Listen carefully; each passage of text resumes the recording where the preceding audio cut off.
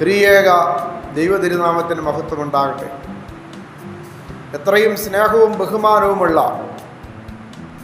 വിശ്വാസ സമൂഹമേ, ഇന്ന് 50 നോമ്പിൻ്റെ 4ാമത്തെ ഞായറാഴ്ച. ഇന്ന് സന്ധ്യയ്ക്ക് വായിച്ചു കേട്ട ഏതെങ്കിലും ഒരു ഭാഗം നാം ചിന്തിക്കുകയാണ്. ലൂക്കോസിൻ്റെ സുവിശേഷം 7-ാം അധ്യായം അതിൻ്റെ 31 മുതൽ ഉള്ള വാക്യങ്ങളാണ് നമ്മളിവിടെ കാണുന്നത്. ഗലീല കടൽപ്പുറത്ത് കർത്താവ് വന്നപ്പോൾ ഒരു ചെകിടനും വിക്കനുമായ ഒരു മനുഷ്യൻ കർത്താവിൻ്റെ അടുക്കൽ കൊണ്ടുവരികയാണ്. കർത്താവ് അവനെ വേറിട്ട് കൊണ്ടുപോയിട്ട് അവൻ്റെ ചെവിയിൽ വിരലിട്ടുകൊണ്ട് നാവിൽ തൊട്ടുകൊണ്ടും ഇങ്ങനെ പറഞ്ഞു, എഫാഥ, തുറന്നു വരിക. ഇവിടെ നാം കാണുന്നത് സൃഷ്ടികളുടെ ഉടയവൻ്റെ കരവിരുതാണ്. ആദാമിനെ മെനഞ്ഞുണ്ടാക്കിയവൻ അവൻ്റെ വികലതയെ മാറ്റുകയാണ്. നിലത്ത് തുപ്പി അതുകൊണ്ട് അവൻ്റെ ചെവിയിൽ വിരലിട്ടു, അവൻ്റെ നാവിൽ തൊട്ടുകൊണ്ട് കർത്താവ് ഇത് പറയുമ്പോൾ ആദംസായിൽ മണ്ണ് കുഴച്ച് ആദാമിനെ മെനഞ്ഞുണ്ടാക്കുന്നതാണ് നമ്മുടെ മനസ്സിലേക്ക് കടന്നു വരിക. അതിൽ ഒരു കാര്യം വ്യക്തമാണ്, പിതാവിനോട് ഒന്നായിരിക്കുന്ന സാരാംശമാണ് പുത്രൻ തമ്പുരാൻ എന്നുള്ള വ്യക്തതയാണ് അവിടെ കാണുന്നത്. എഫാഥ എന്ന് പറഞ്ഞുകൊണ്ട് അവൻ്റെ ചെവിയെ തുറക്കുമ്പോൾ, അവൻ്റെ നാവിൻ്റെ കെട്ടഴിക്കുമ്പോൾ നാം കാണുന്നത് സൃഷ്ടികർത്താവിൻ്റെ സൃഷ്ടിയുടെ പരിപൂർണതയാണ്. വികലതകളെ ഇല്ലാതാക്കുന്നവനായ ദൈവം തമ്പുരാൻ. പ്രിയമുള്ളവരെ, ഏതെല്ലാം വികലതകളാണ് നമുക്കുള്ളത്? ചെവിയുടെ വികലതയാണോ? നാവിൻ്റെ വികലതയാണോ? കേൾക്കേണ്ടത് കേൾക്കാൻ കഴിയാതെ പോകുന്ന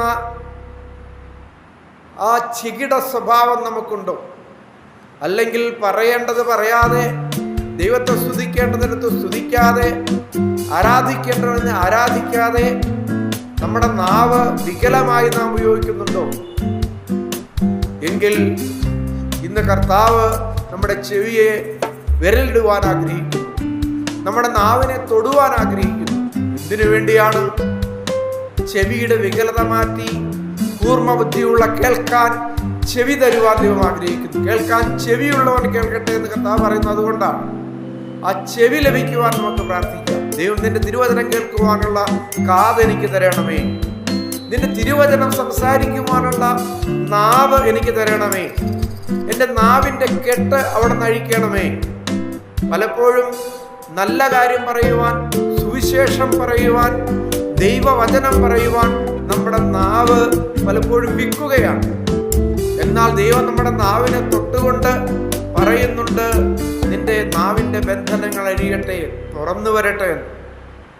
നമ്മുടെ നാവിനെ ബന്ധനങ്ങളെ നമുക്ക് അഴിക്കാം. നമ്മുടെ ചെവിയുടെ ആ ചെകിടതയെ കർത്താവിൻ്റെ വിരൽ കൊണ്ട് നമുക്ക് മാറ്റിയെടുക്കാം. കർത്താവ് പറയുകയാണ്, തുറന്നു വരിക. ഈ നോമ്പിൽ കാതുകൂർപ്പിച്ച് ദൈവവചനം കേൾക്കുവാൻ നമുക്ക് സാധിക്കട്ടെ.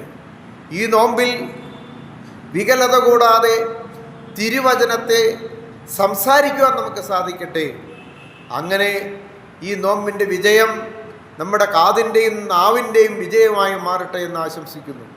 ദൈവമായ കർത്താവേ, എഫാഥ എന്ന് പറഞ്ഞുകൊണ്ട് നീ ആ ഊമനും ചെകിടനുമായിരുന്ന ആ മനുഷ്യന് സൗഖ്യം കൊടുത്തതുപോലെ നാഥ, ഞങ്ങളുടെ നാവിൻ്റെ വിക്കിനെ അവിടുന്ന് മാറ്റിയെടുക്കണമേ.